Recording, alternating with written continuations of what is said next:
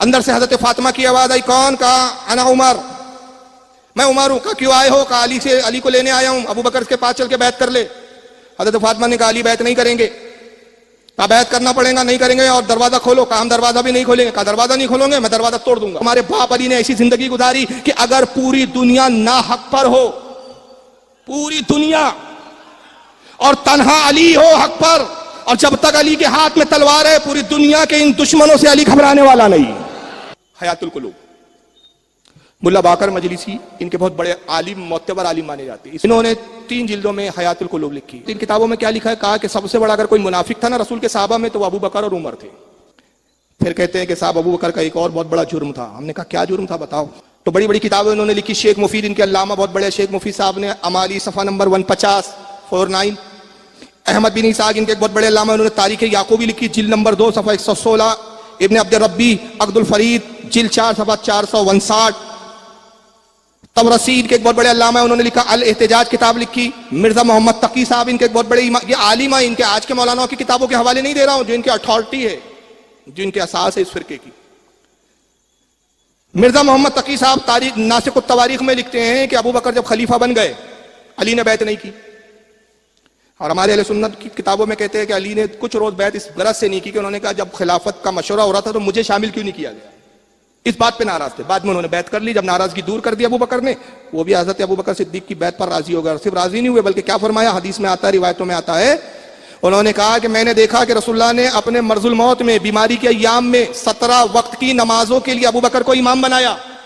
तो मैंने कहा अली तुझे सेवा नहीं कि अबू बकर की मुखालिफत करे, नमाज दीन का रुकन है, दीन का सुतून है। जब नबी ने अबू बकर को दीन का इमाम बना दिया तो क्या मैं सियासत और हुकूमत में इमाम ना मान लूं? मैंने अबू बकर की इमामत पर इत्तेफाक कर लिया। लेकिन शिया कहते नहीं नहीं नहीं, बैत नहीं की साहब। और जो बैत की भी ना उन्होंने खुशी से नहीं की, बड़ी मजबूरी में की। हमने कहा क्या मजबूरी में की, जरा बताइए। कहा हुआ ये क्या हजरत उमर आए, अबू बकर, ये किताबों के मैं हवाले दे चुका हूं, इन किताबों में मौजूद है किस्से वाकयात। तो कहा कि अबू बकर के बाद उमर आए, कहा कि अबू बकर क्या उमर अली ने बैत की? कहा नहीं अली ने बैत नहीं की। अली का बैत करना बहुत जरूरी है, मुझे डर है कि अली बैत ना करे तो सारे कुरैश उसके साथ खड़े हो जाएंगे, और एक बार कुरैश खड़े हो गए उसके साथ तो सारा अरब उसका साथ देगा, फिर तुम्हारी खिलाफत खतरे में पड़ जाएंगी। तो कहा अली तो बहादुर है, उनको कौन मजबूर कर सकता है। कहा अपना गुलाम कनफद मुझे दे दो। कनफद नाम का एक गुलाम था अबू बकर का। उमर ने गुलाम को लिया, ले गए, साथ में 1-2 को ले गए। दरवाजा खटखटाया हजरत अली का। अंदर से हजरत फातिमा की आवाज आई, कौन? कहा अना उमर, मैं उमर हूं। कहा क्यों आए हो? कहा अली को लेने आया हूं, अबू बकर के पास चल के बैत कर ले। हजरत फातिमा ने कहा अली बैत नहीं करेंगे। कहा बैत करना पड़ेगा, नहीं करेंगे और दरवाजा खोलो। कहा हम दरवाजा भी नहीं खोलेंगे। कहा दरवाजा नहीं खोलोगे, मैं दरवाजा तोड़ दूंगा। दरवाजा तोड़ दो। ये किरदार उमर बताया जा रहा है। जरा तस्वुर करो यार, ऐसा हो सकता है? तारीख की कितने घटिया वाकयात गढ़े गए हैं यार। उमर ने गुलाम को हुक्म दिया, कनफद ने लात मारी, दरवाजा टूट गया। हजरत अली के गले में रस्सी का फंदा डाला, कनफद ने खींचा जैसे भेड़ और बकरी को खींचा जाता है। अली ने कहा कि तुम्हें शर्म नहीं आती, रसूल को आंखें बंद किए हुए अभी 2 रोज 3 रोज ही हुए हैं और मेरे साथ तुम ये सुलूक कर रहे हो। मैं नबी का भाई भी हूं, दामाद भी हूं। कहना ही नहीं, बैत करनी पड़ेगी। फातिमा बीच में आ गई। हजरत उमर ने फातिमा को धक्का दिया, फातिमा गिरी, रीढ़ की हड्डी टूट गई। पेट था, हामला थी, बच्चा जाया हो गया, बच्चा गिर गया। कहा कि औरत तेरा क्या काम मर्दों के मामले में? घर को आग लगा दो। घर को आग लगा दी गई। फातिमा उठ नहीं पा रही थी क्योंकि रीढ़ की हड्डी टूट गई थी साहब।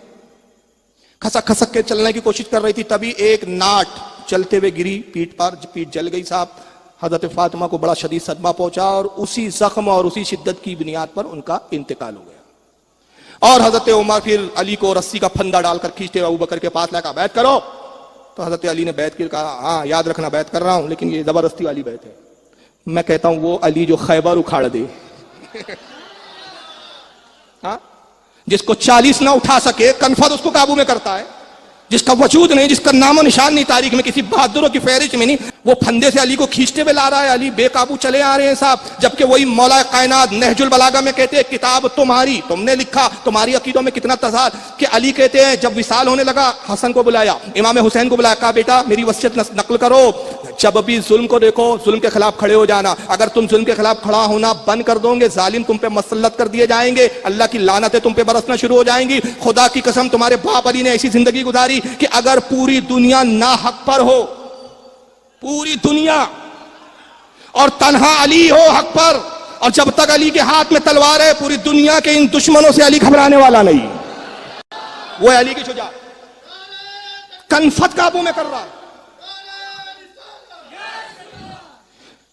तो अब देखो, अली तो मजबूर थे, बीवी का बदला भी नहीं लिया। हजरत फातिमा का उसी वजह से इंतकाल हो गया। आज तक बेचारे वो तारीख मनाते हैं हजरत फातिमा की विसाल की, और रोते उमर के नाम से। मार डाला उमर ने, कातिल फातिमा उमर, कातिल फातिमा अबू बकर, कातिल, ये सब नाम ले रहे हैं, रो रहे।